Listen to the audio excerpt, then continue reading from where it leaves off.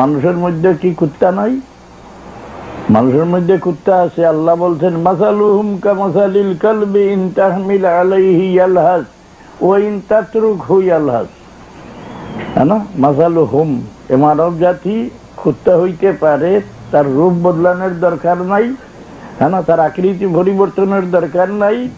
সে কুত্তা হইতে হইলে যদি অন্য মানুষের সঙ্গে অন্তরে একটু হিংসা ঢুকাই নেয়, বস সেই কুত্তার দামে চলে যাবে।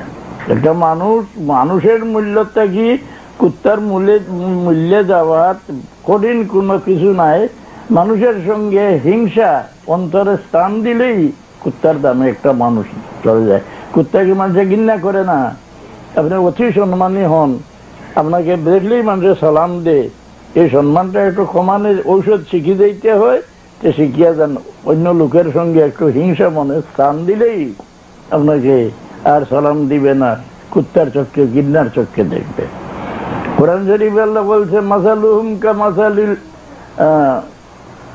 মাসালুল্লাযীনা হুম্মিলুত তাওরাতা সুম্মা লাম ইয়াহমিলুহা কামাসালিল হিমারি ইয়াহমিলু আসফারা। গাধার সঙ্গে তুলনা দিয়েছেন, যে শিখিয়া এগুলা আমলে আনে না, এগুলা কাজে লাগায় না, সে অবিকল একটা গাধা, তার পিঠে কিতাবের